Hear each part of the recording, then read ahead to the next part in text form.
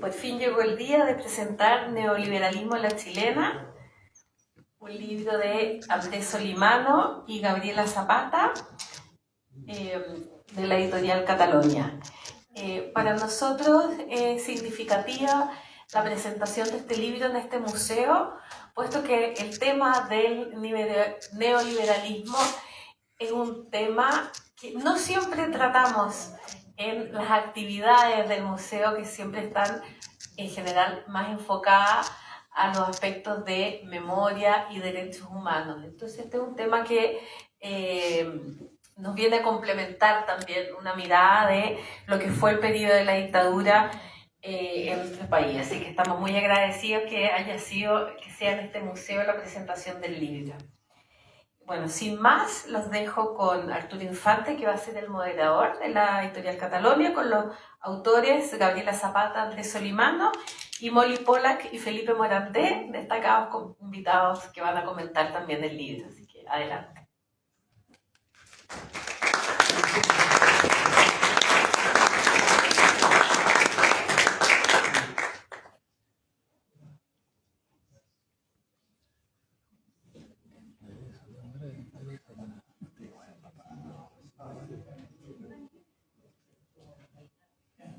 Por estar acá en esta presentación, en la que corresponde en primer lugar agradecer al Museo de la Memoria que nos haya facilitado esta magnífica sala y que se presta muy bien para este libro, que tiene muchas puntas, muchos rayos que salen del tema, ¿ya? Y llegan a muchos lados. Y este libro se podría decir que completa una trilogía que nosotros ya hemos editado en Catalonia, que comenzó con Capitalismo a la Chilena, de Andrés Solimano, ¿no? Y luego vino Pensiones a la Chilena. Y ahora este libro de Neoliberalismo a la Chilena, que es con una coautoría con Gabriela Zapata, que está aquí con nosotros. Y también vale decir que este libro tuvo un origen, yo creo que lo explicarán los autores, ¿no? Fue editado preliminarmente en Cambridge Press en Inglaterra, como parte de un programa de ediciones, y luego tuvo una traducción muy revisada por los autores, que aprovecharon un poco de ponerlo al tono, en acercar un poco el lenguaje. Y esto lo comento para que nadie se asuste, porque es un libro que se puede leer por cualquier persona que ni siquiera haya pasado por el frente de una facultad de economía, porque es se esmeraron mucho en que sea un libro muy cercano para tratar este problema que tiene muchas cosas complejas. Para presentar este libro tenemos aquí a dos personas muy calificadas en el tema, ¿no? Molly Pollack, que es economista de la Universidad de Chile, máster en economía de la UCLA y candidata a doctora en economía de la Universidad de Georgetown. Ha sido consultora del Banco Mundial, del Banco Interamericano de Desarrollo BID y varios organismos de las Naciones Unidas. Ha realizado investigaciones y varios trabajos académicos en Brookings Institution de Washington, D.C. y la Facultad de Economía de la Universidad de Chile. Es consultora de organizaciones internacionales y gobiernos en temas relacionados con la economía laboral, la competitividad, el desarrollo industrial, las redes internacionales de conocimiento y cuestiones de género. Ha trabajado en la Comisión Económica para América Latina y el Caribe, CEPAL, y la Organización Internacional del Trabajo. Y nos acompaña también el otro presentador, Felipe Morandé, que es economista y consultor y director de empresas. Es doctor en economía de la Universidad de Minnesota. Es y ha sido académico en varias universidades nacionales y extranjeras. Fue decano de la Facultad de Economía y Negocios de la Universidad de Chile. Fue embajador de Chile ante la OCDE. Se desempeñó como ministro de Transportes y Telecomunicaciones de Chile en el 2010 y ejerció como director de estudios y economista jefe del Banco Central de Chile.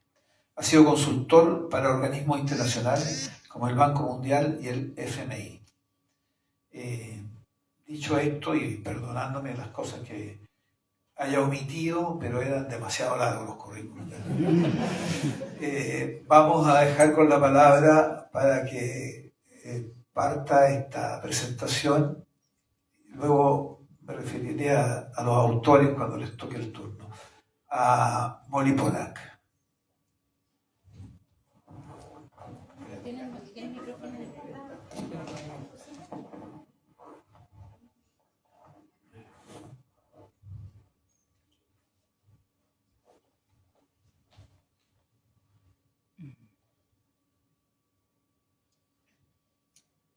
Buenas tardes. Primero, saludarlos a todos, agradecer la invitación. De verdad, me alegra mucho estar acá hoy día. Leí el libro, que para mí fue realmente muy atractivo. Quiero felicitar a los autores, primero que nada, por un libro que para mí, como les dije, fue muy interesante, no solo por su forma, por el tema, sino también por la forma de abordarlo, tal como decía Arturo, es un libro de muy fácil lectura, no necesita un doctorado para leerse y realmente es muy interesante. Su narrativa nos invita a pensar, especialmente al darnos cuenta que los problemas que afectan a nuestro país no son nuevos, sino que se arrastran desde hace muchos años. Y realmente al parecer, no ha habido una decisión de diferentes gobiernos de abordarlos. Es así como después de terminar la lectura, me doy cuenta que los problemas de nuestra economía vienen de hace mucho tiempo, sin embargo se tiende a culpar a los gobiernos de turno de los problemas que tenemos. Eso especialmente en los tiempos electorales. Para mí fue muy atrayente la lectura, porque con Andrés Solimano hicimos un libro sobre una temática parecida. El año 2006 fue publicado, su título es La Mesa Coja, Prosperidad y Desigualdad en el Chile Democrático. En ese abordamos problemáticas parecidas y las conclusiones, lamentablemente, son bastante parecidas. En definitiva, para mí es preocupante que después de todos los estudios e investigaciones que se hacen al respecto, no haya ningún gobierno que realmente haya tomado en serio estos diagnósticos y se haya preocupado de solucionarlos. Es así como voy a leer lo que decía la contratapa del libro que hicimos con Andrés el año 2006. Lo siguiente: Chile es visto con admiración por su modelo económico en la prensa financiera internacional. A pesar de los logros en el crecimiento y la mayor estabilidad, ha surgido una creciente preocupación por la persistencia de la desigualdad económica, por la concentración de la propiedad y la riqueza y por las volatilidades macro aún no resueltas. Este conciso libro examina con lucidez, rigor analítico, información empírica y realismo los déficits y desafíos del modelo chileno. Señala caminos para compatibilizar la prosperidad económica con la equidad social y profundización democrática. Esto podría haber sido tal vez también la contratapa del libro de ustedes. Y eso lo encuentro lamentable. Es preocupante que después de 2 décadas sigamos hablando de lo mismo y sin que los gobiernos se preocupen. Las causas son múltiples y no son solo de tipo económico. Justamente una de las virtudes que yo veo en este libro es la de considerar no solo las variables económicas, sino las variables políticas, que han impulsado muchos cambios en nuestra economía y que incluso en algunos casos han sido causa de crisis económica. La relación entre economía y política no es un tema de mucho interés para los economistas. Sin embargo, en este caso, esta relación es tratada sin ambajes, dando luces sobre el impacto significativo que la política ha ejercido sobre la economía de nuestro país. Es así como se menciona en el libro como principales fuentes de la desigualdad histórica a 4 factores principales. Uno es el debilitamiento del poder de negociación de los trabajadores respecto de sus empleadores, es decir, el debilitamiento de los movimientos sindicales. El deterioro de la educación pública, que eso todos estamos de acuerdo. El sistema tributario regresivo y la alta concentración de la propiedad del capital. Todos estos 4 factores responden en gran parte a decisiones políticas, muchas de ellas consecuencias del modelo neoliberal impuesto por la dictadura que se inició el año 73. Se reconoce, sí, que posteriormente los gobiernos entre el 90 y el 2010 hicieron reformas en áreas sociales orientadas a mejorar la situación de los sectores más pobres, pero sin cuestionar ni introducir cambios realmente al alma o la esencia del modelo. El clima político se destaca como uno de los factores determinantes del crecimiento económico. El mayor crecimiento durante los años posteriores a la dictadura se explica en gran parte porque la nueva democracia significó una mayor paz social y un consenso político. Esto es importante, consenso político, entre gobiernos de centro-izquierda y la oposición de derecha. Lo que aún con una constitución que significaba una democracia acotada, proporcionó garantías a la comunidad empresarial nacional y extranjera, lo que implicó un cierto nivel de inversión privada que llevó a un crecimiento económico razonable. Esto para mí es importante, ver la situación política y los consensos, cosa que a veces se echa de menos. El periodo 90-2000 se considera en el libro como la edad de oro por su alto crecimiento en la economía, baja inflación, ausencia de desequilibrios fiscales, estabilidad financiera. Sin embargo, se critica que este enfoque subestimó el rol de la política industrial o de desarrollo productivo y, lo que es más importante, ignoró el rol desestabilizador del alto nivel que había en la desigualdad y que hoy persiste.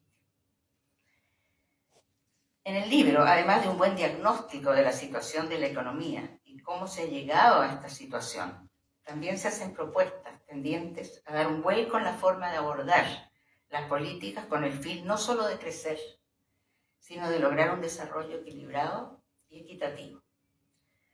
Volviendo a la comparación del diagnóstico realizado en la Mesa Coja en el año 2006, se puede repetir una de las conclusiones nuestras. Si bien la economía chilena elevó su tasa de crecimiento económico en los últimos 20 años, el crecimiento sigue siendo volátil y ligado a ciclos de economía internacional y se apoya en insuficientes aumentos de la productividad total de factores, un factor esencial del crecimiento económico de largo plazo. Podemos decir nuevamente que las conclusiones del estudio, de nuevo, las conclusiones no han cambiado significativamente. Más aún, el estancamiento de la productividad de los factores, está teniendo hoy un impacto significativo en el crecimiento.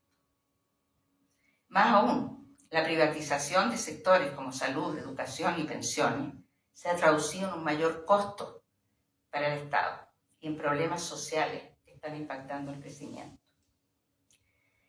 Respecto de la tendencia al estancamiento de la productividad total de factores, que hoy está teniendo efecto en el crecimiento, quiero recordar a principios de los años 2000, yo trabajé en el Centro Nacional de la Productividad y la Calidad. Es una institución que está abocada a calcular la productividad en esos años. Hacíamos estudios muy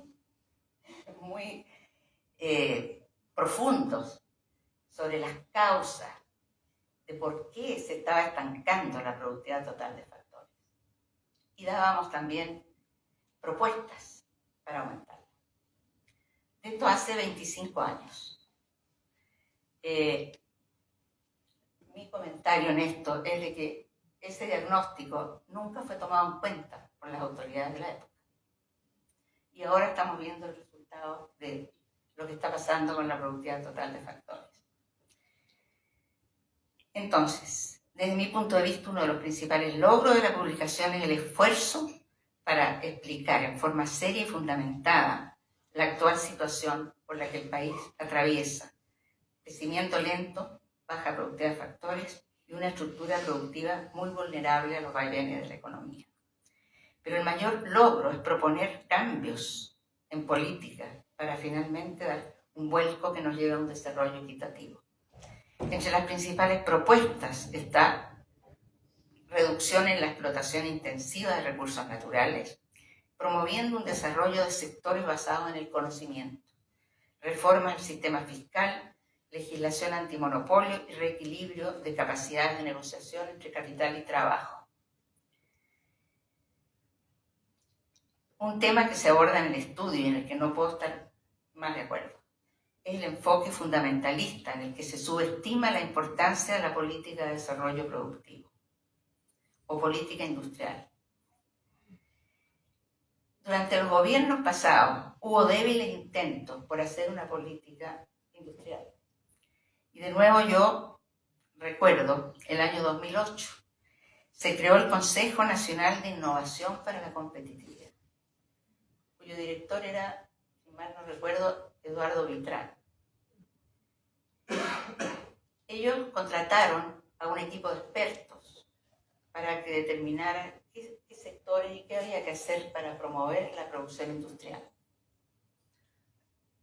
Fue un estudio bastante grande, muy serio, con expertos extranjeros. Ahí está el estudio. O sea, nunca se pudo hacer nada. Eso es lo que... Como sugiero, ahora, ¿cómo sugeriría yo continuar este estudio? Yo creo que tiene que haber un cuarto capítulo. Yo sugeriría profundizar algunos temas, nada más. Por ejemplo, un tema que a mí me mueve mucho es el del sector informal. ¿Ah? También trabajé en la OIT con Andrés, estuvimos juntos. El sector informal, esto fue en los años 80. Se hacían estudios. Esta institución se creó fundamentalmente para hacer estudios de la pobreza y del empleo. Cuando yo llegué a ese lugar no sabía lo que era el sector informal. En economía nunca nos habían hablado del sector informal. Bueno, el sector informal era un 30% y creo que ahora sigue igual. Claro. Los estudios ahí mostraban de que la gente que está en el sector informal no quiere tener un trabajo estable, formal, porque los sueldos son más bajos, porque tienen jefes que no las tratan muy bien, porque tienen horario. Yo creo que hay que estudiar esto del sector informal. ¿Qué podemos hacer para que realmente se formalice? Ese es un tema que yo sugiero que ustedes profundicen. El otro es estudiar la nueva pobreza y, ¿por qué no, la nueva riqueza? Este país ha cambiado mucho. Si bien la distribución de la riqueza sigue siendo no muy buena, pero sí los ricos son diferentes. Yo creo que ha cambiado y habría que ver la nueva riqueza y la nueva pobreza. Son dos títulos que yo creo que ustedes podrían hacerlo. Ahora, ya voy a terminar. La desigualdad no solo nos afecta a nosotros, afecta a todo el mundo. Acaba de salir una publicación del grupo G20 que se llama Global Inequality Report. Acaba de ser publicado ahora en noviembre, sobre justamente el problema de la distribución de la riqueza. Y bueno, en la mayoría de los países este problema existe y ellos dicen por 3 razones. Uno, porque las tasas de interés han hecho que aumenten las fortunas de los muy ricos, la ausencia de impuesto a las herencias y los avances en la tecnología, que han hecho que se aumente más la desigualdad. La consecuencia más importante es que a nuestro país concierte el impacto que la desigualdad tiene sobre la democracia, sobre la política. Una de las conclusiones de este estudio, de Solimano y Zapata, es que para revertir la desigualdad se requiere de una decisión política. En otras palabras, las decisiones políticas inciden en la desigualdad. Esto no parece haber sido tomado en cuenta por ninguno de nuestros gobiernos. Los problemas se conocen, los diagnósticos son certeros. Ningún gobierno se atreve a dar la pelea. Ejemplos están en la vista. Lo que costaba la reforma previsional, aumento en edad de jubilación, aumento en cotizaciones, aumento en impuestos. Resumiendo, para terminar, este libro es un importante aporte para definir políticas económicas de largo plazo, pensando en un desarrollo económico sostenible y equitativo. Por eso, quiero felicitar nuevamente a los autores por atreverse a abordar un tema que, como se dice en la contratapa de la publicación de ustedes, la palabra neoliberalismo, dicen ellos, enciende rápidamente las opiniones. Resulta difícil abordar el tema en forma tranquila y sin sesgos. Estos autores lo han logrado con una investigación seria, fundamentada. Solo esperar que sus propuestas sean escuchadas y que el nuevo gobierno las considere, lo que podría permitirnos revertir las tendencias que llevan demasiados años, como quedó establecido al comparar las conclusiones en nuestro libro del año 2006 con esta nueva publicación. Muchas gracias.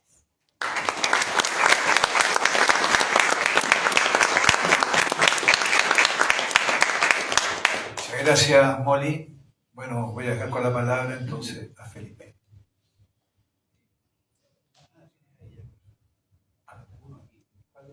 No. Bueno, quiero partir agradeciendo la invitación a compartir hoy día con ustedes y con los autores, Gabriela y Andrés, este libro. Debo decir que había hecho un trabajo bastante importante para preparar estos comentarios hace ya como una semana, y se me quedó el comentario en la oficina, ¿no? Escrito, tan Mateo así como Molly había hecho esto por escrito y pensaba ahí ir leyendo un poco, pero lo cierto es que de todas maneras algo me acuerdo, así que lo puedo comentar. Después quedé mandando los comentarios a Andrés y a Gabriela por escrito, se los mando por correo electrónico. Dicho eso, yo quiero manifestar que más o menos tengo como un 10% de coincidencia con lo que plantea el libro, ¿no? Estoy extremando un poco el argumento, pero claramente tenemos una posición diversa. No obstante que valoro muchísimo que estas cosas se escriban y se debatan, así que en ese sentido hay un reconocimiento a que este tipo de libros son valiosos porque generan debate, porque hacen pensar y ponen también el peso de la prueba en quienes tengan que mostrar evidencia en contrario a lo que ellos plantean en el libro. Pero bueno, estamos aquí un poco para hacer comentarios. Déjenme señalar que en primer lugar este libro uno podría decir que se entronca en lo que es la tradición estructuralista latinoamericana, dentro de lo que podríamos señalar formas de analizar la realidad. En ese sentido, combina elementos de economía neoclásica con economía política, con un análisis histórico también de los eventos y cómo estas cosas se relacionan entre sí. Y también destaca en ese sentido las estructuras sociales y políticas y económicas que de alguna forma traban un desarrollo más armonioso de un país y de una economía. Andrés y Gabriela además plantean que el neoliberalismo a la chilena es una cosa que se instaura durante la dictadura y que, no obstante, el advenimiento de la democracia y la preeminencia de gobiernos de centro-izquierda y de izquierda más recientemente, este modelo no se ha alterado en lo sustancial y por tanto hay tareas pendientes para reformularlo o cambiarlo. Y se atreven a decir que el modelo en cierta forma ha sido un fracaso, porque no ha respondido muchas de las cuestiones que también resaltaba Molly, han prevalecido en la economía y la sociedad chilena. Ahora, cuando uno mira esta lectura, no puede sino contrastarla con lo que señalan los otros datos, digamos, de la economía. Por ejemplo, no obstante que podemos discutir de si la aplicación de este modelo en la época de la dictadura fue buena o mala, lo interesante tal vez de destacar es cómo posterior al advenimiento de la democracia, el modelo se mantiene en lo esencial, en eso estamos de acuerdo. Sin embargo, en lo que no estamos tan de acuerdo es en los resultados que se consiguen. El hecho, por ejemplo, de que el PIB per cápita se haya multiplicado por 3 en este periodo de tiempo, es algo que indica que algo funcionó bien, no mal. Enseguida, el mismo modelo que se critica es uno que ha conseguido que la pobreza haya disminuido de los famosos 5 millones de pobres de Alejandro Foxley del año 90 a una cifra que hoy día está en torno al 10% de la población, depende un poco de la medición, pero en ese entorno. Y la pobreza extrema en torno a 2% de la población. Esto hay que agregar al hecho de que en términos del índice de desarrollo humano del PNUD, nuestro país se ubica a nivel número 40 en el mundo y ciertamente es el mejor en América Latina. No obstante, estos desarrollos fueron más notorios durante la década de los 90 y los 2000 que más recientemente. Y si uno mira otros indicadores, como acceso a la educación superior, como algunos desarrollos de infraestructura, tanto habitual como digital, uno nota que, de nuevo, Chile tiene una posición de vanguardia en América Latina. Esto no es casual, en el fondo responde a todas las reformas económicas que se hicieron en su momento de liberalización de mercado, de darle al mercado un rol más relevante en la asignación de recursos y también acompañado, sobre todo después de la década de los 90, de un manejo fiscal súper prudente que ha implicado la posibilidad de tener una base ahí de estabilidad macroeconómica necesaria para que la economía pueda crecer.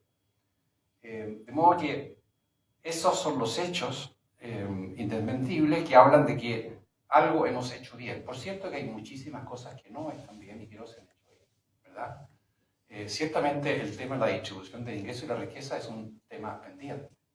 Sin embargo, déjenme decirles que el indicador más conocido de la distribución del ingreso, que es el indicador de Gini, ¿verdad?, ha mejorado de cerca de 0,6, que era hacia comienzos de los 90, a una cifra que hoy día está en torno a 0,46, según la información de la OCDE. Esto es después de las correcciones que hace el Estado con sus políticas públicas para mejorar lo que es la distribución de ingresos que resulta de la pura operación de los mercados. Este número no es tan diferente de lo que uno observa en Estados Unidos. Pueden decir Estados Unidos no es el paradigma de la igualdad, pero ciertamente es un número a mirar. Es también un indicador que está por debajo, acuérdense que el Gini se mide al revés, mientras más bajo mejor, en términos de distribución del ingreso, está debajo de lo que es el promedio de América Latina. Claro, todavía estamos con indicadores peores que algunos de los países de acá, como Uruguay, por ejemplo, como Costa Rica, pero ciertamente mejor que Bolivia, Perú, Colombia, tal vez Venezuela, hoy día un poco distorsionado. De modo que hay también progreso en materia de distribución de ingresos, no obstante que sigue siendo una materia pendiente. Después, el aumento del ingreso per cápita no solamente ha permitido que Chile tenga una cifra que es la segunda más alta de América Latina hoy día, después de Panamá, tercera, después de Panamá y Uruguay, no obstante que hay temas ahí con esta es una technicalidad, pero con la medición del tipo de cambio, ¿no? que en Chile se ha depreciado más que en Uruguay, por ejemplo, y que en Panamá, y por eso nos perjudica en términos de la medición. Pero ajustado por poder de compra, el PIB per cápita en Chile hoy día está arriba de $30.000, lo que ubica al país en una liga de clase media alta a nivel mundial, no demasiado distante a lo que es Portugal y a lo que es Grecia, a lo que es la República Checa. O sea que en ese sentido hay también un resultado concreto. Pero yo quería también agregar a esto que en el proceso que se ha vivido especialmente después del año 90, con los gobiernos democráticos, es que se han ido consolidando instituciones. Se han ido consolidando instituciones que son buenas para el desarrollo de un país, que son buenas para el bienestar de la población. Son instituciones que han permitido, por ejemplo, que hayamos tenido una estabilidad política bastante notable en estos años. Hemos tenido alternancia de coaliciones en el poder. Hemos tenido un país que supo sobrepasar, ¿no es cierto?, lo que fue el estallido, dos procesos constituyentes posteriores, y la mayor parte de las instituciones que han sido construidas en estos años han permanecido, y han permanecido con una base sólida. Por ejemplo, el Banco Central de Chile, ¿verdad? Tenemos a una consejera muy notable, da fe de lo que ha sido este desarrollo institucional. El Banco Central de Chile es una especie de garante de lo que es la estabilidad macroeconómica del país, y muy bien que así sea. Lo que se ha construido en materia fiscal, no obstante todo el debate que ha habido en los últimos años, y el aumento de la deuda pública, etc., y ahora más las propuestas de recortes fiscales, cuando uno mira un poco más en perspectiva estas cifras, y la compara con lo que fue la historia de Chile antes de la década de los 70, claramente hay un avance muy notable, ¿verdad? La consolidación, por ejemplo, de la regla de balance estructural también es un desarrollo institucional súper relevante. En fin, son cosas que hay que reconocer para tener una visión, creo yo, más matizada de lo que ha sido el desarrollo de nuestro país en los últimos años. Yo soy un crítico de lo que ha sido el devenir de la política económica y de la política política en los últimos 15 años, por lo menos, en el sentido de que hay muchas cosas que no se han hecho en forma correcta y que han terminado perjudicando el crecimiento de la economía y también su distribución del ingreso. Y claramente eso hay que corregirlo. Pero de ahí a señalar que todo el modelo, como se le llama acá, ha fracasado. De ahí a señalar que entonces lo que hay que hacer es una reforma importante al modelo y cambiarlo eventualmente.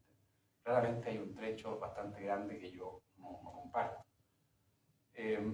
Por ejemplo, el tema de la baja de la productividad, que ha sido también mencionado por Molly en su comentario, es un tema en cuestión. Claramente estamos todos de acuerdo en que a partir del año 10 más o menos de este siglo, 2010, ha habido un estancamiento de la productividad, de la contribución de la productividad al crecimiento. Y podemos examinar cuáles han sido las razones. Yo atribuiría, entre otras cosas, a un estancamiento en el mejoramiento del capital humano como uno de los factores relevantes que está a su vez vinculado con la educación. Pero eso no tiene que ver necesariamente con el modelo neoliberal o como quiera que se le llame. Este es un fenómeno que además se aprecia en otros países también, que han tenido formas de organizar su sociedad y su economía muy distintas, con un rol del Estado más importante o con aquellas actividades que hoy día se cuestionan en Chile, que estén en manos de privados, como por ejemplo las pensiones, la salud y la educación, que estén en manos privadas, como se puede cuestionar. No sé si es necesariamente el factor de que tengamos este estancamiento de la productividad.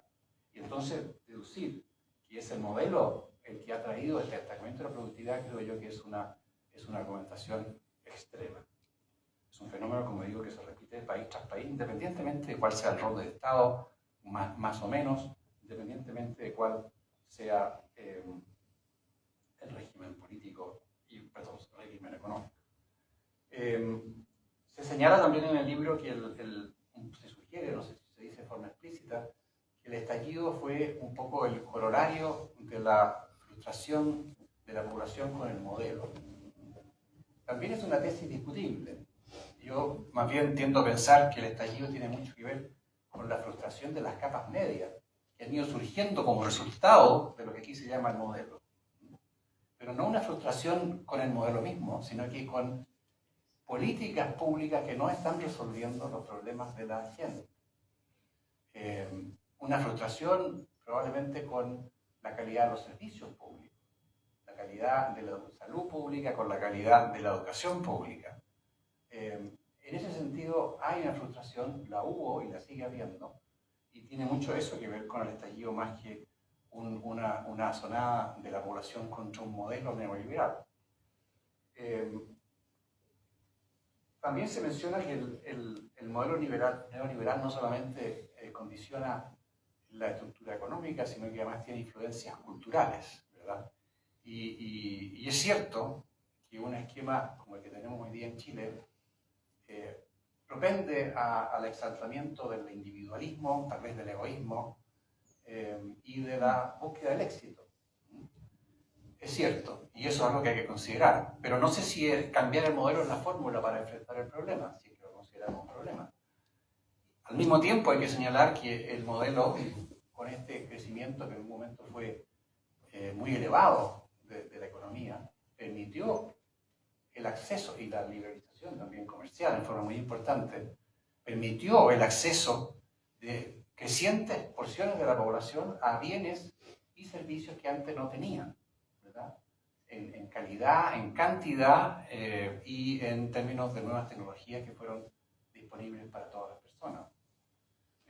Por tanto, a esto del individualismo y de la búsqueda del éxito hay que contrarrestar la libertad de consumo, voy a ponerlo en términos así brutales tal vez, y la libertad de acceso a bienes que antes no estaban disponibles. Y esto lo digo además porque el libro tiende a resaltar más bien ciertas bondades que habría tenido el modelo previo al neoliberal en Chile, ¿verdad? Un modelo de una economía cerrada, un modelo de una producción industrial que se sugiere en el libro, no se dice de forma explícita, que habría sido muy positivo para la economía, un modelo donde, claro, teníamos un 25% del PIB como participación de la producción industrial, pero que claramente era un modelo que inhibía toda la capacidad de generación de riqueza y de crecimiento de la economía, que implica una mejor aplicación de los mecanismos de mercado. De hecho, el crecimiento de la economía chilena en todos los años previos a la década de los 70 fue bastante exiguo cuando uno lo compara con la población que existía en aquella época, y si uno además considera que ese modelo anterior no solamente tenía estas distorsiones que implicaban precios muy condicionados por una falta de competencia, por no tener acceso a la competencia internacional, ese modelo además no se sostenía desde un punto de vista fiscal, ¿verdad? Porque institucionalmente el país no tenía la manera de controlar un crecimiento del gasto que fuera más acorde con las posibilidades de financiamiento del mismo, ¿verdad? Y terminamos entonces con una inflación elevada, ¿verdad? Que nos ha acompañado en el país hasta hace más o menos unas 2 décadas, más o menos. Entonces, en ese sentido, creo yo que hacer un panegírico de lo que era la economía antes del modelo liberal tampoco creo que lleve a una conclusión correcta. Hay muchos datos en el libro que uno podría mirar con más detalle y cuestionar o verificar o, digamos, estar de acuerdo con lo mismo. Los datos son los datos, en definitiva. Pero hay un dato que quería, no lo voy a comentar porque no hay tiempo, pero hay uno que quería corregir porque me toca personalmente, y es que el libro, los autores mencionan que la liberalización del tipo de cambio el año 1990, fue el año 1999, no el 2000, como se señala ahí, y la abolición del encaje a los influjos de capitales fue el resorte del gobierno de Ricardo Lagos. Y eso no es correcto. Eso lo hizo el Banco Central de la época, donde yo era gerente de visión de estudio. Por eso que sé exactamente dónde estuvo la gerencia. Pero ese es un dato anecdótico, no solamente una corrección que es menor, necesario escribir el libro de nuevo para poner ese dato correcto. En fin, creo yo que, no obstante las críticas que pude haber formulado, déjenme terminar con un tono positivo. Yo creo que es bueno este tipo de libros y este tipo de esfuerzo intelectual, como lo que hacen Andrés y Gabriela, porque estimulan el debate. Hoy día me tienen a mí ustedes aquí, tal vez yo me siento un poco como se sentía Janet Jara en ENADE, ¿eh? Pero al revés. Pero sin duda que es valioso, porque al final tenemos en el país tradición democrática, tradición de diálogo, y eso hay que fortalecerlo. Una de las cosas a propósito que yo creo que Jara encarna muy bien a propósito de ella, es una fortaleza que tiene la sociedad chilena, que ha desarrollado por lo demás en los últimos 20 o 30 años, que tiene que ver con también el ejercicio democrático post-dictadura, y es la capacidad que tenemos como país, como sociedad, de generar consenso. La reforma previsional tomó 13 años, 15 años, un montón de tiempo, pero se hizo. Se hizo. Yo viví en Francia un tiempo y no saben lo difícil que fue para el presidente Macron modificar la edad de jubilación en 2 años. Los hombres ya se jubilan a los 63. Macron pasó una reforma un poco surrepticia con la oposición del Senado y del Congreso y la elevó a los 65. Ahora, desgraciadamente, como está en minoría, va a tener que revertir esa reforma. Pero no saben la discusión, las manifestaciones en las calles, todo lo que le costó a ese gobierno conseguir una reforma tan mínima como aquella. Acá se hizo una gran reforma el año pasado, este año. Y creo yo que revela eso, que a pesar de todo, a pesar de la polarización, a pesar de la fragmentación política, a pesar de lo deficiente que ha sido el devenir del sistema político en los últimos años, aún somos capaces de generar consensos como este. Y eso hay que reconocerlo como una fortaleza que ojalá podamos mantenerla vigente en el futuro. Bueno, déjenme felicitar nuevamente a los autores. Creo que, no obstante mis críticas, siempre es valioso tener este tipo de debates y estos comentarios. Después yo le voy a mandar los comentarios a Andrés. Por escrito a lo mejor suenan más duros que orales. No, eso no es verdad. Vamos a seguir comentando sobre estos temas, me imagino yo, en el futuro, porque Andrés y me imagino que Gabriela ahora como coautora tienen una gran virtud. Son autores muy prolíficos, ¿verdad? Andrés debe tener, no sé yo, unos 30 libros, ¿no?, escritos por él o con él y otros coautores.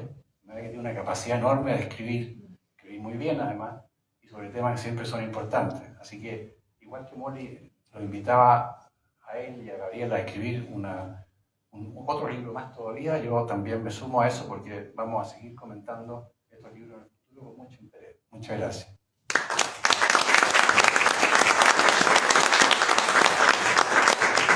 Muchas gracias, Felipe. Bueno, yo también como editor me sumo al interés que sigan escribiendo estos libros.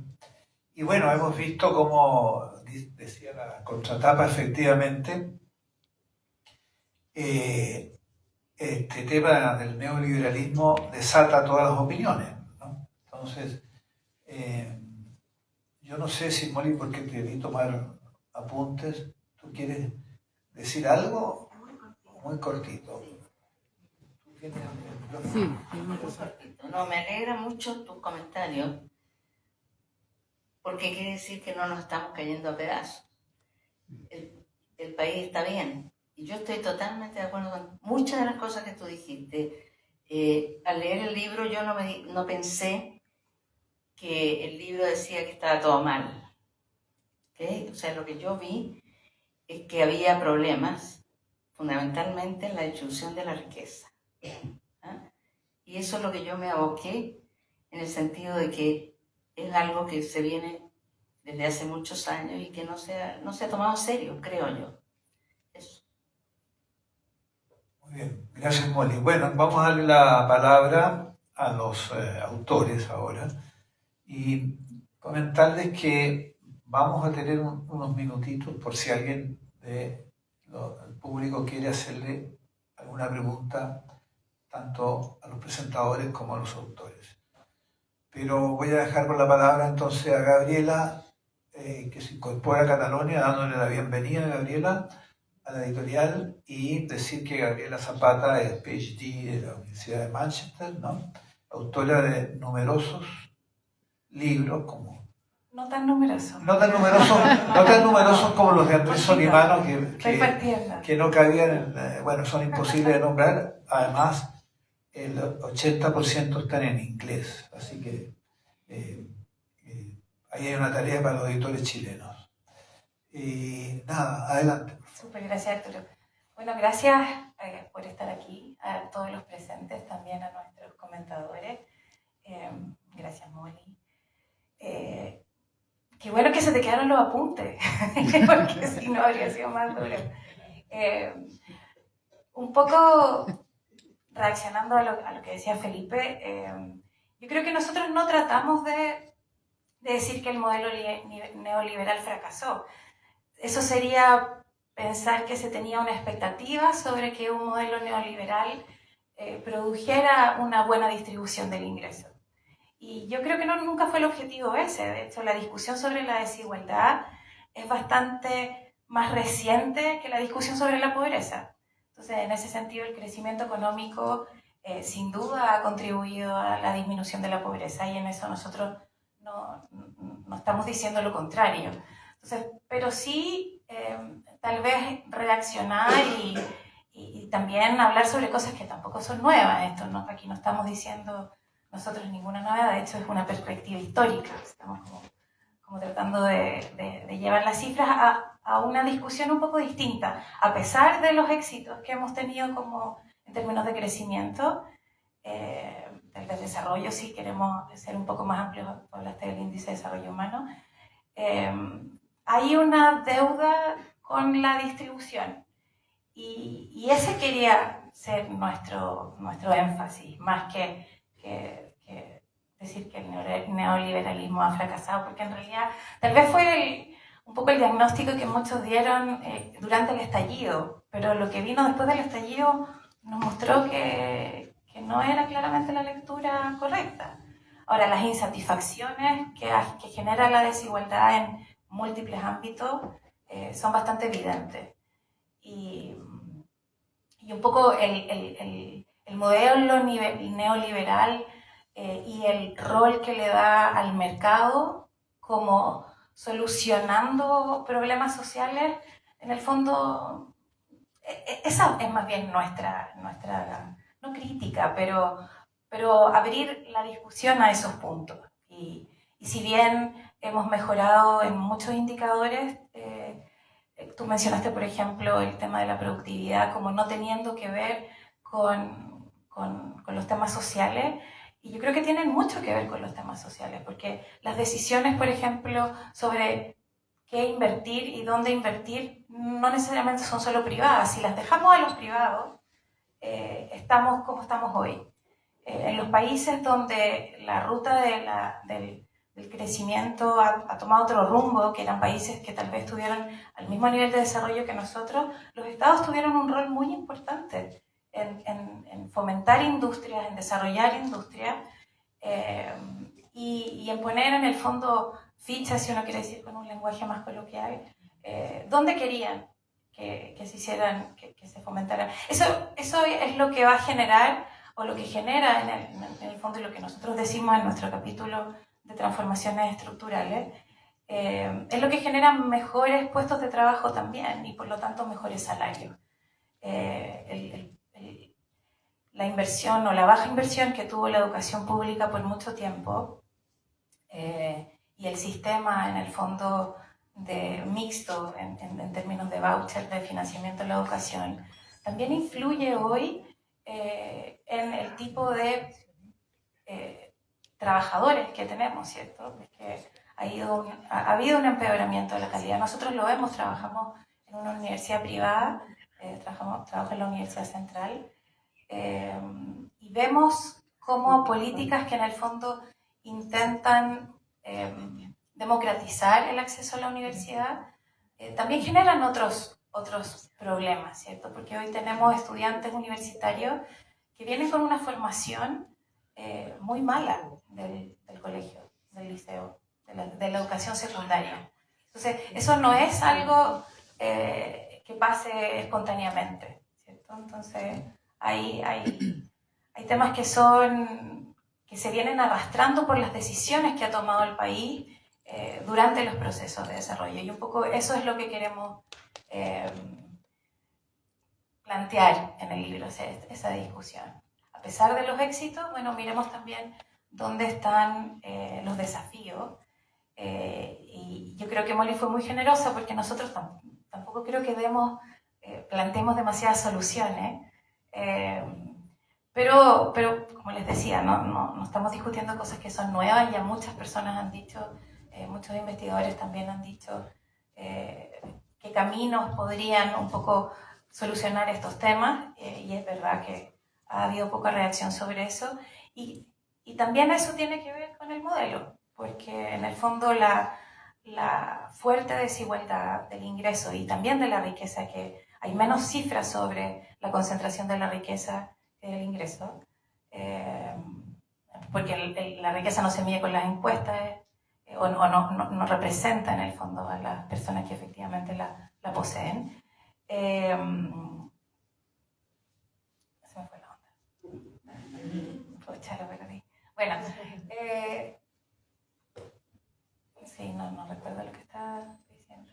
Pero, en fin, lo que nosotros, como dijo Arturo al inicio, este fue un proyecto que comenzó con un trabajo que hicimos con Andrés sobre transformaciones estructurales, viendo en el fondo el efecto de cómo se había manifestado el crecimiento, la productividad, a través de un periodo bastante largo de 60 años, un proyecto financiado por el Instituto de Desarrollo de las Naciones Unidas. Y luego ahí nos conocimos, fuimos coautores en ese libro, y luego Andrés me invitó a participar en este libro, que es bastante más cortito, y que en el fondo es un poco más amplio sobre estos procesos. Y eso.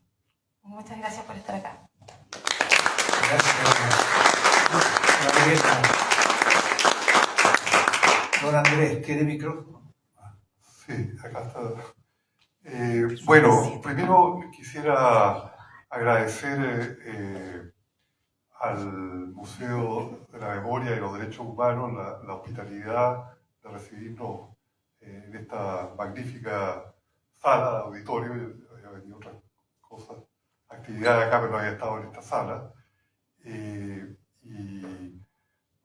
Así que realmente agradecido con Magdalena y también con María Fernanda García, la directora que está de viaje en este momento, no entiendo, por la entusiasta acogida a la idea de que estábamos buscando un lugar. Nosotros, como somos críticos del modelo económico chileno, no tenemos mucho acceso a universidades ni instituciones establecidas, entonces buscamos más refugio en el Museo de Solidaridad, el Museo de la Memoria. Espero que mantenga buena salud si los cambios políticos se producen en Chile en la dirección de la derecha o la ultraderecha.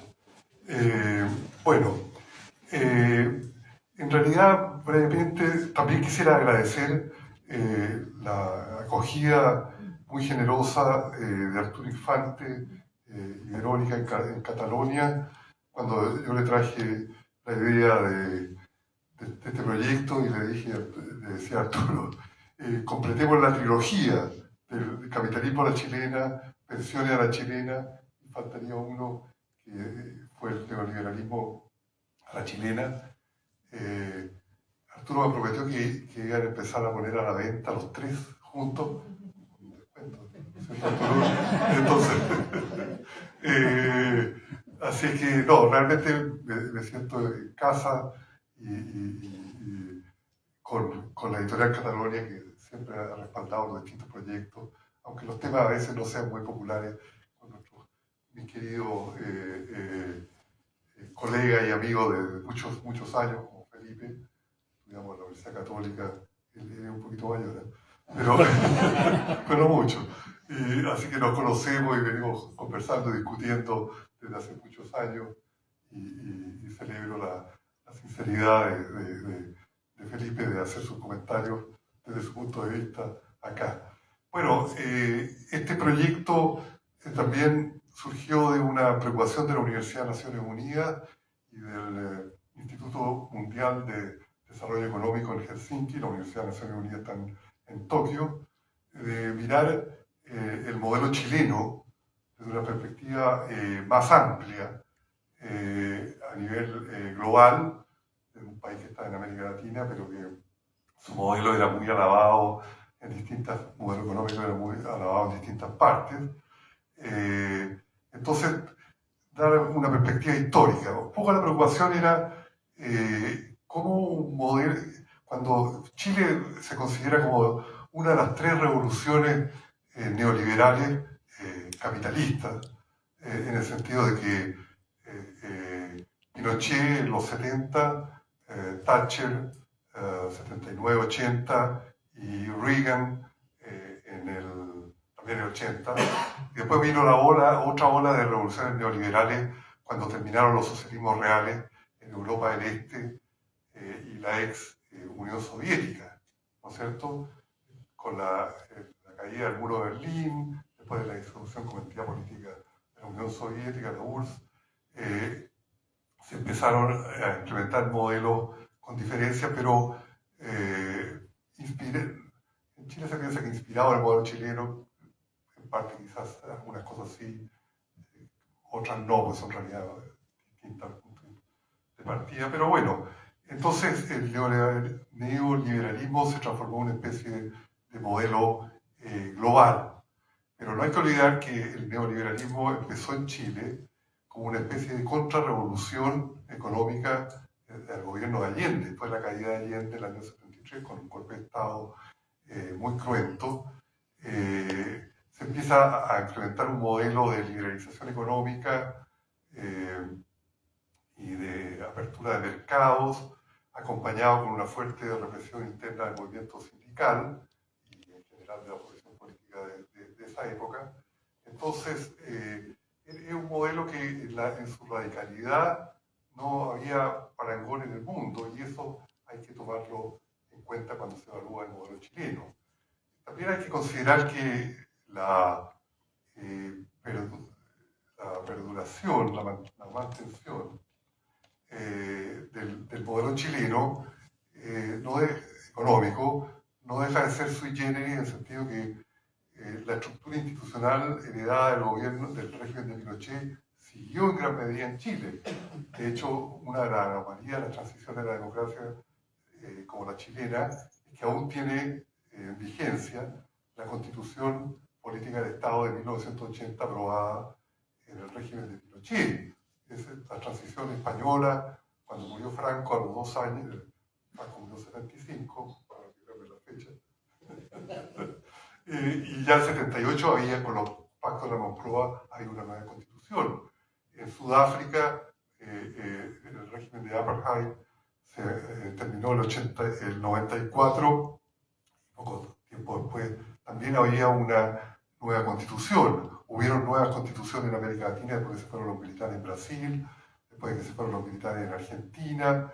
Es decir, bueno, los militares en Grecia también hubo nuevas constituciones, etc., cuando se terminó el régimen de los coroneles. Pero existe una excepción internacional que es Chile, que 35 años después de la vuelta a la democracia no puede darse, puede discutir por qué una nueva constitución. Entonces, yo creo que el modelo chileno, podemos discutir muchas cosas, la parte económica, y el libro, yo creo que dentro de su tono crítico es objetivo de reconocer avances, reconocer el aumento del ingreso per cápita, reconocer la baja de la inflación, mejoramiento de calidad de situación de recursos, con la apertura económica, pero también mostrar los problemas de desindustrialización productiva. Casi ya no hay fábricas textiles chilenas, no hay producción nacional metalmecánica, no hay muchas cosas que hubieron en otros tiempos, no por caer en una nostalgia, pero también los países avanzan cuando pueden hacer cosas, y si no hay industria, si no hay empresas, bueno, uno se empieza a preguntar cuán sostenible es ese estado de cosas. Bueno, se puede hacer una larga discusión. Probablemente con Felipe nos vamos a juntar a tomar café y recordar muchas cosas, entre ellos discrepar del modelo chileno. Pero yo creo que es importante ponerlo y contextualizarlo. Y como para terminar, yo diría, aparte de los problemas que vemos en el libro, y pensando que quizá todavía nos quede algo de entusiasmo de seguir escribiendo sobre el modelo chileno, aparte de los problemas de desindustrialización, concentración del poder económico, persistente desigualdad, un tema que lo mencionamos en el libro, no es el foco principal, a pesar de su importancia, el deterioro de las condiciones ambientales y la sobreexplotación de recursos naturales que lleva asociado al modelo chileno. Es un tema extremadamente importante que también hay que consignarlo. Y otra cosa que preocupa, por lo menos nos preocupa a nosotros, cuando estábamos escribiendo el libro, pero decíamos con Gabriel no vamos a tener el tiempo y espacio, porque tanto Cambridge University Press, en la versión en inglés, como la Universidad de Naciones Unidas tenían un límite bastante estricto de páginas de que no debíamos exceder, ¿no? Son las consecuencias culturales e institucionales del modelo económico, del modelo chileno, como decir. Uno lo puede separar por términos metodológicos en un modelo económico y un modelo político e institucional. Pero yo creo que las consecuencias culturales, Felipe se mencionó, sí se refirió, son bien complicadas, creo yo, una exaltación del individualismo, del materialismo, que yo creo que son problemáticos. También el hecho de la corrupción. Yo tenía 17 años, lo le da ahora, si se hace el cálculo del año 73 para el golpe de Estado. Pero por lo que me recuerdo de las discusiones políticas en Chile, casi el tema de la corrupción no era un tema que estuviera en la televisión, no estaba en la portada de los diarios, no estaba en la discusión ciudadana. Incluso al gobierno de Allende, que cayó y que lo investigaron todo, no encontraron nunca evidencia de corrupción en la administración de Salvador Allende. Bueno, y uno se pregunta, ¿qué ha pasado en este Chile 50 años después? Que uno prende la televisión, prende la radio, ve la internet y las noticias son 70-80% a veces más corrupción. Corrupción en los municipios, corrupción en el Poder Judicial, corrupción en distintas partes. No creo que sea totalmente ortogonal, es un término muy económico, que es separar la estructura económica que se creó y la exaltación del ganar dinero, del individualismo, del materialismo, y de que con esta corrupción que estamos rodeados y que es bastante apabullante. Y un segundo punto es, yo creo que hay producto, habría que estudiarlo más, pero producto yo creo sobre todo de la política deliberada de muchas décadas de dejar caer la educación pública. Yo creo que hay un nivel de desculturización ciudadana muy preocupante. Pongan la televisión, pongan los matinales, viajen en el metro, escuchen las conversaciones de los jóvenes y las jóvenes, digamos, cómo hablan, cómo esto. Bueno, uno se pregunta, ¿y todo esto, esta desculturización, esta baja nivel, no tendrá alguna conexión con el modelo económico que se ha implementado? Lo pongo como pregunta de interrogación.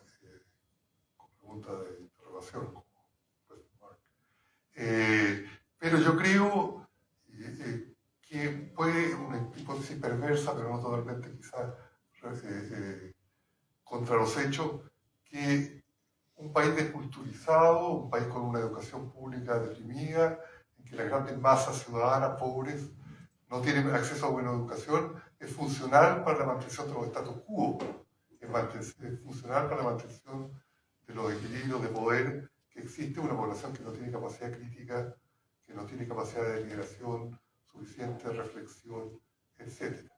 Bueno, eso es para avanzar temas que habría que estudiar y hacer investigación más a fondo, pero yo creo que no puede ser esto que caiga del cielo, digamos, todas estas dificultades, estos problemas, esta insuficiencia de la sociedad chilena y que no tenga nada que ver con el modelo económico implementado.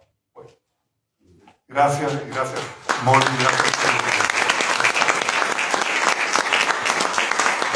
Gracias, Andrés. Bueno, tenemos unos minutitos.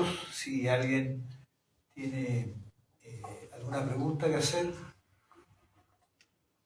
Muy bien. ¿Alguien puede llegar?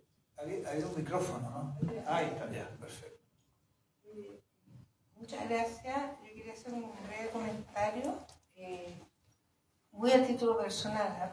Yo no represento a la institución actual. Yo quería primero felicitar a los autores y a los comentaristas. Pero, ¿sabes?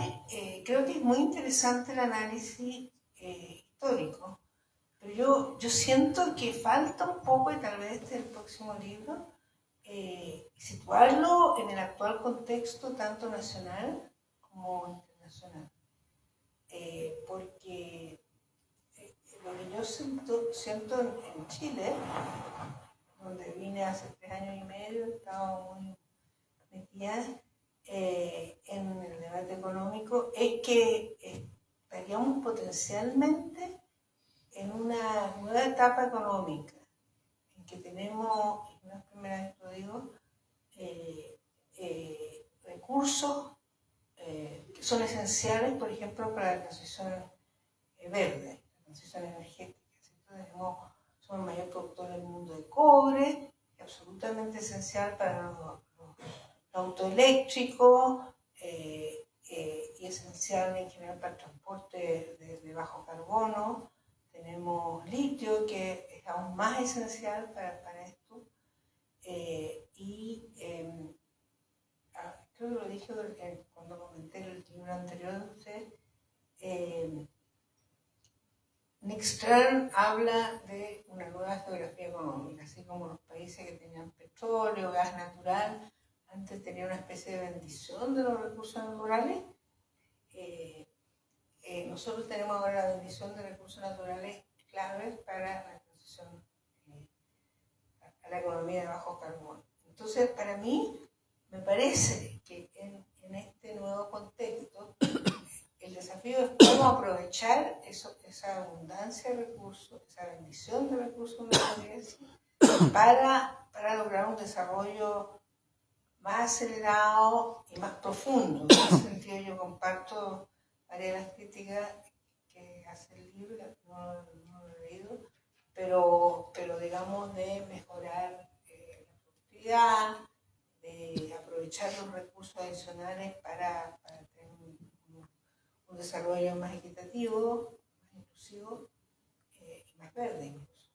Entonces yo creo que eso y eso también me parece que faltó en el debate presidencial, en que hay muchas peleas entre el rol del Estado, el rol del mercado, y a mí siempre me parece que lo que hay que hacer es aprender lo asiático, lo escandinavo, que siempre se han preocupado de cómo maximizan el impacto positivo de los dos para lograr un mayor desarrollo.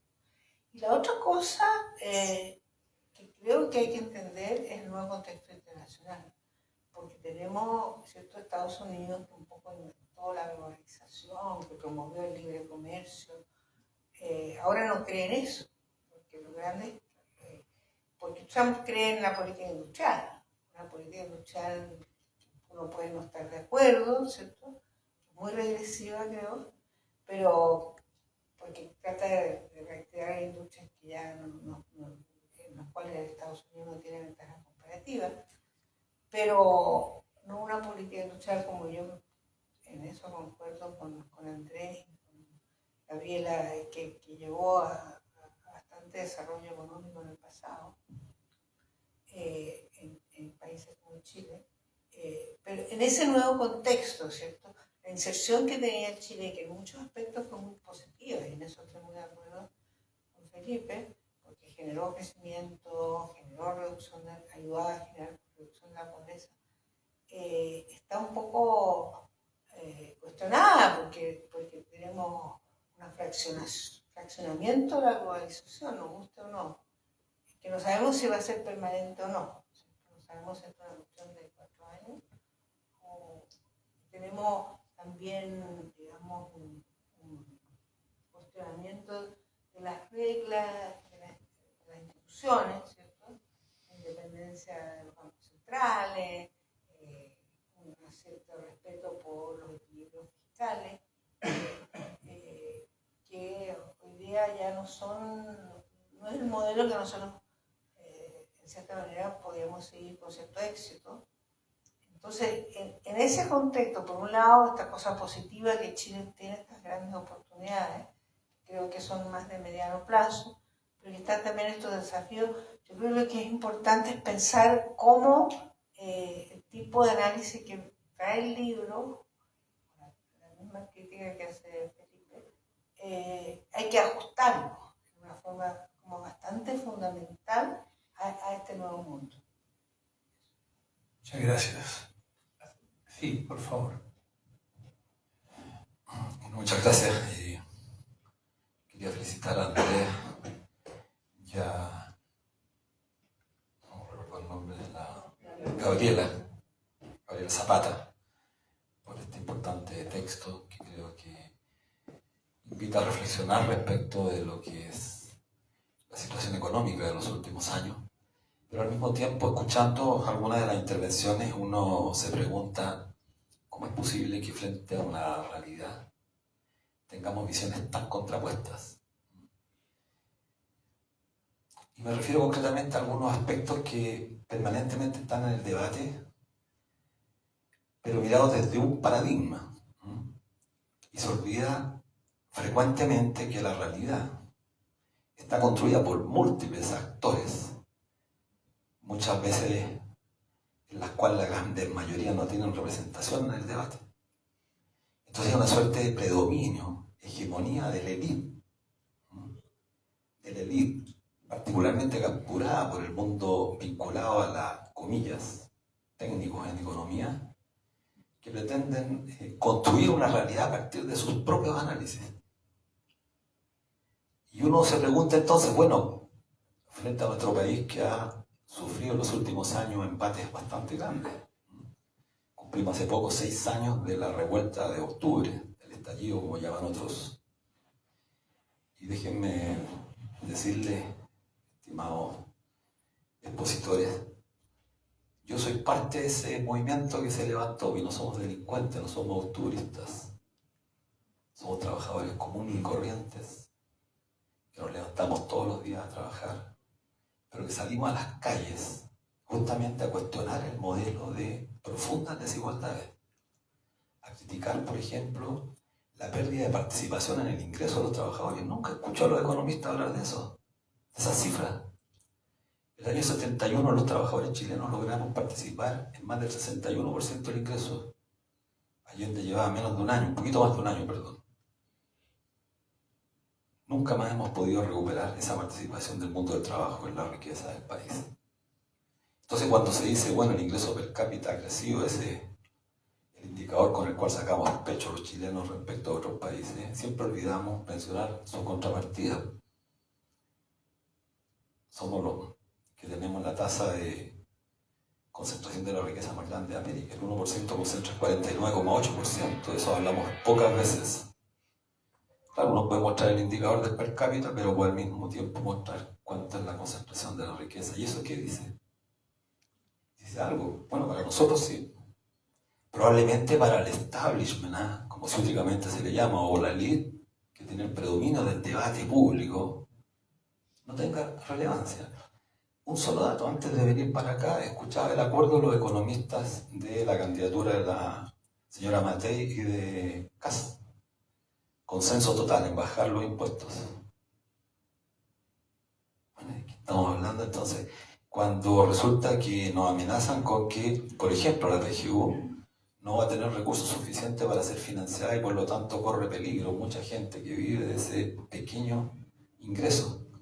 Estos son temas que creo adquieren una relevancia y yo solamente quisiera felicitar porque nos da la posibilidad este texto de una mirada crítica, por supuesto, tiene una mirada crítica de la realidad. Es necesario para el mundo social especialmente, que necesita insumos para el debate, para enriquecer el debate. Este debate que estamos, esta pequeña conversación que tenemos hoy día aquí, no fue parte del debate de las candidaturas a quienes aspiran a dirigir el Estado en nuestro país. Esto es francamente increíble. Ningún periodista les preguntó a los candidatos a la presidencia respecto del desarrollo. Hablan de crecimiento, pero lo repiten como mantra. Hay que crecer, porque el crecimiento genera empleo, el empleo genera mejores salarios. Mentira. ese axioma no corre en Chile, y no ha corrido, porque hemos visto que la inversión finalmente ha sido financiada en gran parte por la generación de capital que proviene del mundo del trabajo, de los salarios. Y Felipe hablaba de la gran reforma de pensiones. No es una gran reforma de pensiones, déjenme decirle, estimado Felipe Morandé. Es una muy mala reforma que al poco andar nuevamente va a tener a la gente manifestándose, porque no mejora sustancialmente las pensiones. Si usted acaba con la PGU, bueno, el drama es mucho más grande. El 88,6% del gasto en pensiones proviene del Estado. ¿De qué estamos hablando entonces? Cuando el flujo de salario permanente, no quiero decir ahorro, el flujo permanente de salario sigue creciendo en beneficio de quienes se financian con una fracción importante de los salarios de los trabajadores. Esa discusión no está, lamentablemente, y creo que por eso felicito a los autores, porque nos permite a lo menos intercambiar puntos de vista, conocer la visión. A mí me interesó mucho conocer la visión del señor Morandé, porque da cuenta de que hay quienes persisten en mantener una visión de la realidad que está muchas veces producida y desde la academia. Y eso, por lo tanto, impide avanzar rápidamente hacia soluciones de más largo plazo. Termino con esto. Sería bueno que miraran cómo fue el desarrollo de los países nórdicos. Suecia, Noruega y Finlandia. El rol del Estado. Ahí no se discute, no se cuestiona. La participación del Estado, el control del Estado a los grupos económicos. Cuando en Suecia, por ejemplo, se licitan parte importante de los ahorros previsionales, producto de estas famosas cuentas nacionales, el Estado controla particularmente a quienes compiten por rentabilizar el capital fruto del salario de los trabajadores.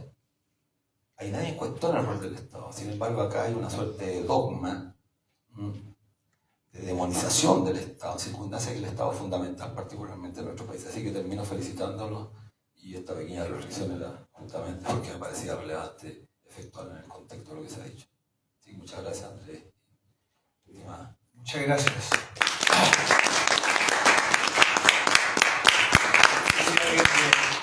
¿El panel quiere comentar algo? Después, cuando te digo. Vamos con la pregunta. Muchas gracias, Arturo. En primer término, congratulaciones a ambos autores y una pregunta breve para ellos, pero requiere una cierta presentación. Quiero felicitarme porque lo que tenía pensado preguntar coincide con dos elementos del expositor, del caballero que acaba de hablar, en cuanto él refiere esta forma de construir, o sea, crear constructos más que realidades a partir de las opiniones vertidas por formadores de opinión o líderes de opinión. Eso lo usa la media y se produce un efecto inevitable en el colectivo. Y lo otro respecto a cuán sostenible es en el tiempo esta reforma específicamente. Andrés, usted fue uno de los pocos economistas que, a propósito de los retiros de AFP, dijo que la inflación no obedecía a esos retiros, al menos no exclusivamente. Pero me parece que fue censurado porque apareció solo una vez. Y en este país tan especial, la media, los medios de prensa, imponen mentiras que el colectivo va comprando. Al comienzo no se escuchaba y después se le consultaba a una dueña de casa, porque sea sencillo, no se le menosprecia, pero que no sabe de economía, y repetía, sí, los retiros produjeron inflación. Ahora, en esa misma línea se establecen falsedades que parecen ciertas. A mi entender, eso se explica o va correlacionado a esta forma de péndulo en que vamos a la extrema derecha. Porque entre esas verdades, creo que está aquello de que el modelo finalmente fue exitoso. Y uno de sus apologistas es comillas, intelectual Carlos Peña, que lo defiende ultranza. Andrés, pero también quisiera escuchar a Gabriela. Usted empleó un término muy importante recién en su exposición. Dijo, no sé qué tan sostenible sea. A propósito también del paréntesis de octubre del 2019, yo quisiera preguntarles un pronóstico respecto a este modelo. No es fácil la pregunta. porque sus fallas estructurales no van a cambiar probablemente. Y llegará un momento en que no aguante o colapse, no lo sé. Quisiera saber. Sí, adelante. Muchas gracias. La pregunta es bien difícil, pero también importante. Mi opinión personal es que efectivamente un modelo que no se renueva en sus contradicciones, es decir, que busca mecanismos de resolverlas, realmente no es sustentable en el tiempo. Ahora, puede que esa crisis del modelo tome tiempo en producirse, pero yo creo que han habido manifestaciones de que el modelo, en sus contradicciones, como la concentración de poder económico y desigualdad aguda, la privatización, porque hubo una primera fase de privatización de empresas públicas, pero después vino una privatización de los sectores sociales, que fue una apuesta muy arriesgada, pero fue hecha en el contexto de la época de Pinochet, que hizo que, por ejemplo, los estudiantes empezaran a salir a la calle desde el 2006 con los movimientos pingüinos, 2011 con la demanda de gratuidad en la educación superior, después las contradicciones de modelo en la parte medioambiental, esta hambre por sacar recursos que los terminan agotando. También hubo problemas de los movimientos ambientales en 2014-2015. Después otra, que yo la veo como una contradicción del modelo, un sistema privatizado de pensiones, ahí bajo el liderazgo de Luis Messina y sus compañeros de los AFP, salieron a la calle y llegaron a un momento que fueron capaces de movilizar 2 hasta 3 millones de personas en distintas ciudades de Chile. Como todo hay péndulos, digamos, y ya eso no es tan fácil probablemente replicarlo. Y después vino el mega estallido. Claro, hay muchas hipótesis, yo creo que no hay una causa única del estallido social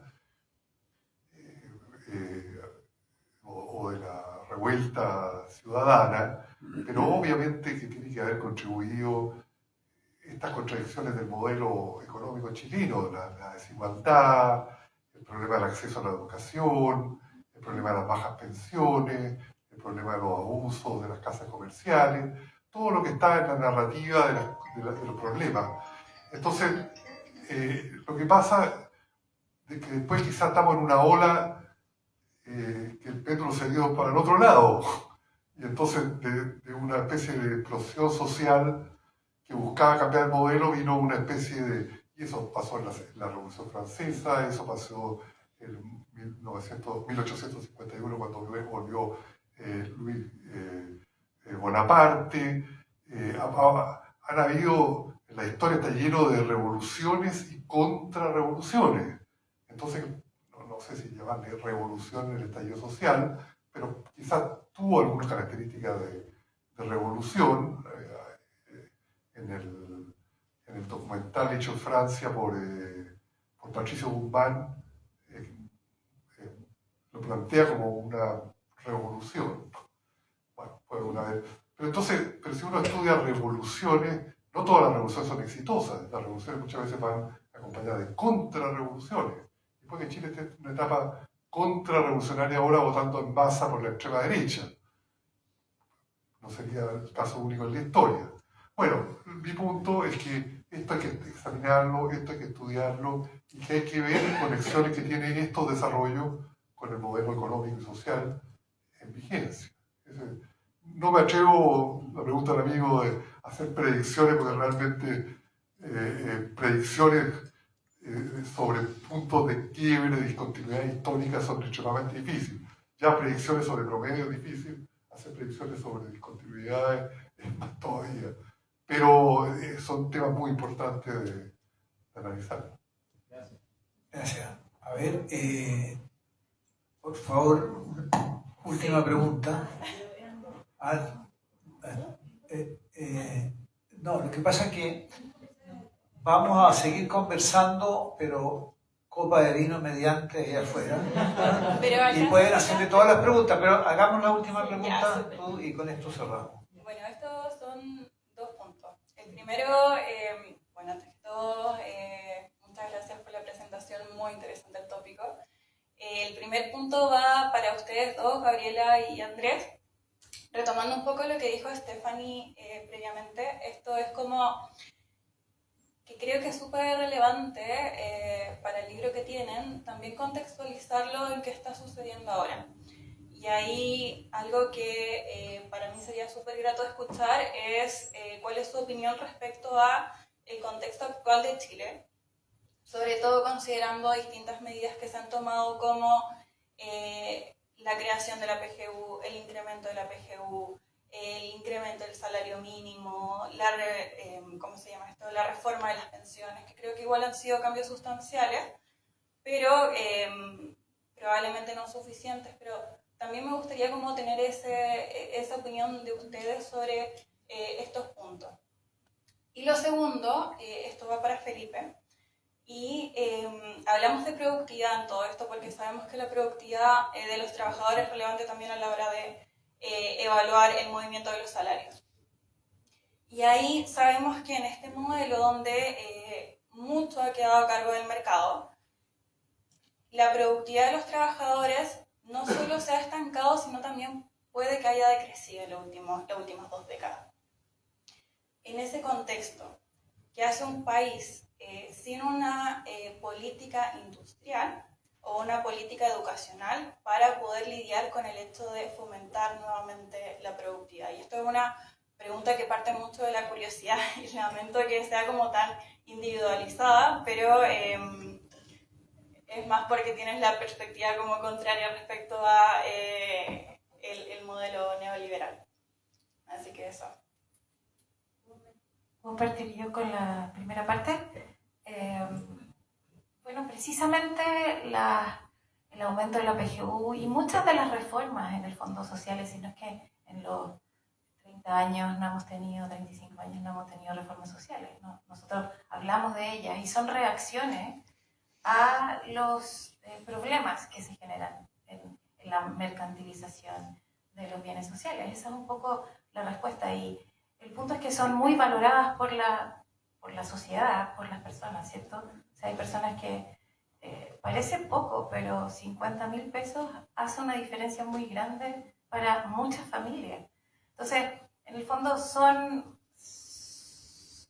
han sido como respuesta un poco, y así nosotros lo tratamos en el libro también, en respuesta a los problemas que se van generando precisamente por el rol del Estado y claro, las pensiones son muy bajas de las cuentas individuales, entonces primero viene el pilar solidario y luego ahora la PGU y vemos cómo es tan popular en la población. Entonces, en el fondo, así lo tratamos en el libro también. Y ese es el rol que tienen. No son soluciones de largo plazo, o sea, si se saca la PGU, quedamos en la misma situación que estábamos antes. Entonces no son permanentes, ¿cierto? No son situaciones que son sostenibles, sino que vamos tratando de, en el fondo, parchar estos hoyos que van quedando generados por el modelo. Bueno, gracias por la pregunta. Sí, el tema de la productividad en general, del total de factores, es lo que un poco hemos tocado acá en las presentaciones, que es la que se ha estancado. La productividad laboral, no tengo en la cabeza una cifra, pero me da la impresión de que en la medida en que el empleo se ha estancado y la producción ha seguido creciendo un poquito más, la productividad media del trabajo puede haber crecido en ese contexto, pero no es una cifra muy informativa, creo yo. Hay que ver tal vez a nivel más micro qué es lo que está pasando con la productividad, pero si hay algo que influye en la productividad laboral es las capacidades de la gente, cómo estas están cambiando. Y ahí yo creo que tenemos probablemente algún tipo de falla. Yo creo que la calidad de la educación en Chile también se ha estancado. Cuando uno mira los resultados de las pruebas PISA de la educación escolar, revelan que después de una mejora a comienzo de la década pasada, los resultados se han estancado. Ahora, afortunadamente, el COVID, a pesar de que en otros países tuvo efectos importantes sobre estos resultados, en Chile lo tuvieron de menor manera. O sea, hay una cierta resiliencia. Pero claramente para tener un mejor desempeño en la productividad hay que ser bastante más ambicioso con la educación. La educación escolar ciertamente es un pilar. La educación preescolar más todavía.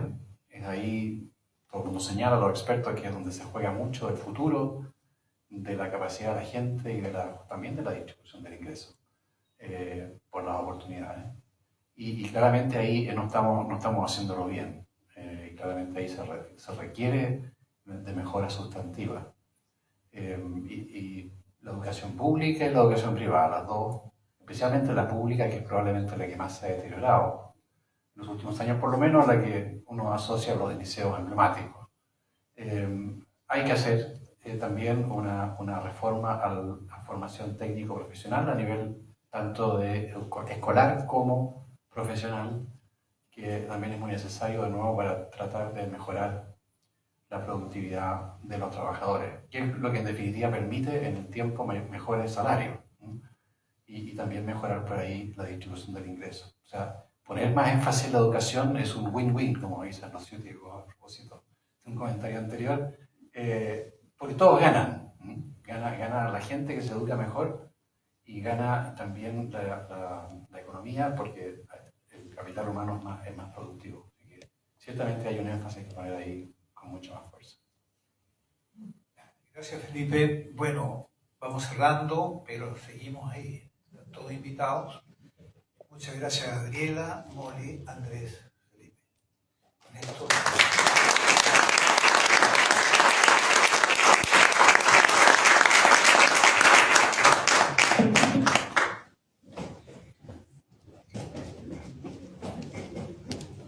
Perdón, Leo.